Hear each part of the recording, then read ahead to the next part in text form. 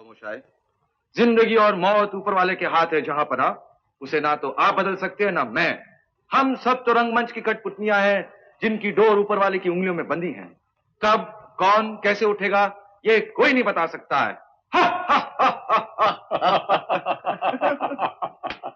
नमस्कार, आदाब। मेरा नाम है पथिक और चलचित्र टॉक्स में आप सभी का बहुत बहुत स्वागत है। तो आज हम बात करने वाले हैं एक ख़ास फ़िल्म जो कि हिंदी सिनेमा की एक बेंचमार्क फ़िल्म की तरह भी जानी जाती है, जिसका नाम है आनंद। और ऋषिकेश मुखर्जी इस फ़िल्म के डायरेक्टर है और सलील चौधरी ने इस फ़िल्म में संगीत दिया है। और इस फ़िल्म में जो लिरिक्स है वो है गुलजार और योगेश के। तो शुरू करते हैं एक कविता के साथ, जो कि इस फ़िल्म में अमिताभ बच्चन का जो किरदार है वो एक समय पे इसे रिसाइट करता है। और ये कविता लिखी गई है गुलजार के द्वारा। तो इसका नाम है मौत तू एक कविता है। तो ये कविता कुछ इस तरीके से है। मौत तू एक कविता है, मुझसे एक कविता का वादा है मिलेगी मुझको। डूबती नब्ज़ों में जब दर्द को नींद आने लगे, जर्द सा चेहरा लिए जब चांद उफ़क़ तक पहुँचे। दिन अभी पानी में हो, रात किनारे के करीब, ना अंधेरा ना उजाला हो, ना अभी रात ना दिन। जिस्म जब ख़त्म हो और रूह को जब सांस आए, मुझसे एक कविता का वादा है मिलेगी मुझको।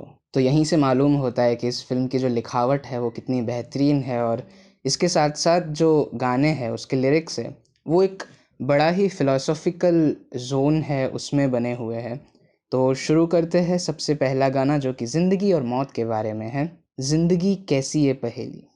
तो इसके लिरिक्स में हमें ये देखने को मिलता है कि पैराडॉक्स कैसे होते हैं ज़िंदगी के और मौत के। तो इसके बोल कुछ इस तरीके से है।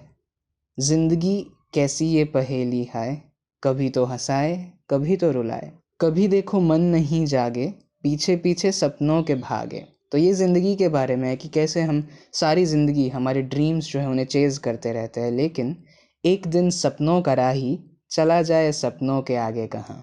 तो मौत के बाद सपनों के भी आगे कोई जहाँ है वहाँ पर हम चले जाते हैं। और इसकी बात है कि ज़िंदगी भर सपनों को चेज़ किया और फिर अचानक से एक दिन मौत आ गई और हम उस सपनों के जहाँ से भी आगे निकल गए। ऐसे ही आगे भी लिखा है कि जिन्होंने सजाए यहाँ मेले, सुख दुख संग संग झेले, जो सबके साथ रहा ज़िंदगी भर, वही चुनकर खामोशी यूं चले जाए अकेले कहाँ। जीवन भर आप सबके साथ रह लो, सबके बीच रह लो, लेकिन मृत्यु जो है उसे तो अकेले ही सामना करना पड़ता है। तो ये गाना था योगेश ने लिखा हुआ। और दूसरा एक गाना है वो भी उन्होंने ही लिखा है, जिसका नाम है कहीं दूर जब दिन ढल जाए। तो इसके बोल कुछ इस प्रकार है कि कहीं दूर जब दिन ढल जाए, सांझ की दुल्हन बदन चुराए चुपके से आए। यानी कि जब दिन ढल जाता है और सांझ जैसे धीरे धीरे आती है, तो वो कैसे आती है, एक दुल्हन की तरह शर्माते हुए, हल्के से, चुपके से। तो इस तरीके से सांझ का आगमन होता है। और अब क्या होता है कि मेरे ख्यालों के आंगन में कोई सपनों के दीप जलाए, क्योंकि अंधेरा हो गया है, रात होने वाली है। तो अब जो ख्यालों का आंगन है उसमें रोशनी कहाँ से आएगी, सपनों के दीप से। फिर आगे लिखा हुआ है कि कहीं तो ये दिल कभी मिल नहीं पाते, कहीं पे निकल आए जन्मों के नाते। कुछ कुछ लोगों के साथ कभी भी दिल मिल नहीं पाते और कहीं कहीं पे इतना बेहतरीन एक कनेक्शन होता है जैसे जन्मों के नाते। घनी थी उलझन बैरी अपना मन, अपना ही हो के सहे दर्द पर आए।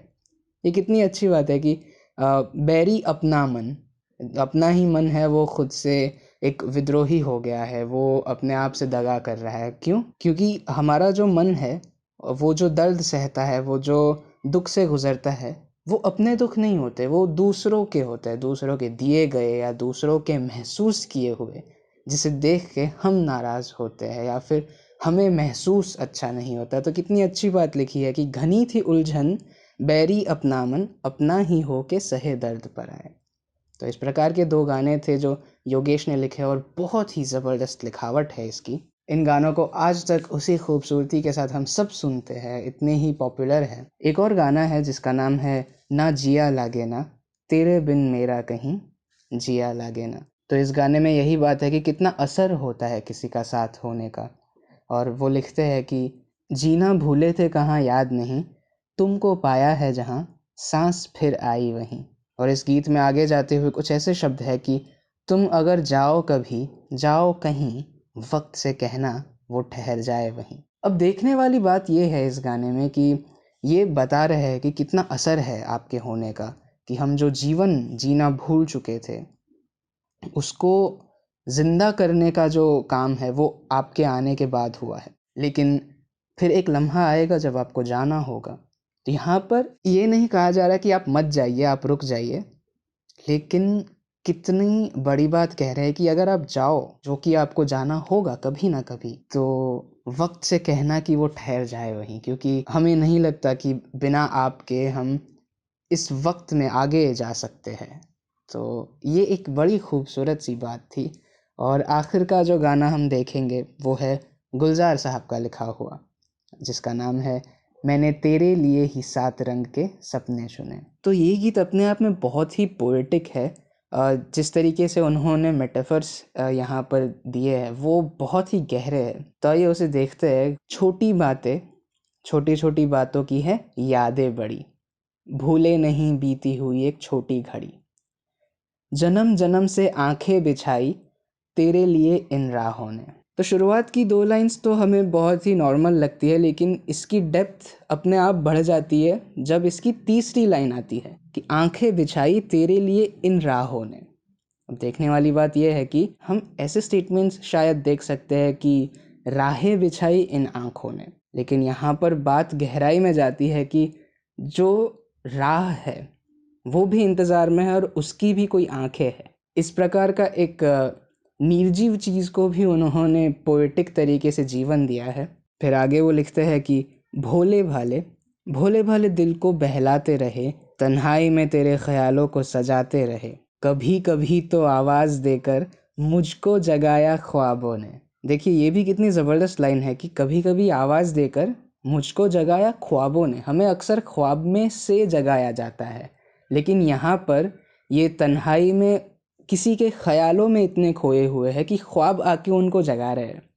तो यही है गुलजार साहब की ख़ास बात कि उनकी इमेजिनेशन के साथ हर नॉर्मल चीज़ को इतनी पोएटिक बना सकते हैं वो। तो यही गाने थे आनंद फ़िल्म के, और बहुत ही खूबसूरत सी पोएट्री, फ़िलॉसफ़ी के साथ और प्यार के कुछ बहुत ही अच्छे मायने के साथ, और एक कविता जो कि है मृत्यु के बारे में। और ऐसे ही बहुत सारे पोएटिक डायलॉग्स हैं इस फ़िल्म में, और यही इस फ़िल्म को यादगार बनाता है। तो उम्मीद करता हूँ कि एपिसोड आपको पसंद आया होगा, और फिर मुलाकात होगी अगले एपिसोड में। तब तक महफूज रहे, आबाद रहे। शुक्रिया।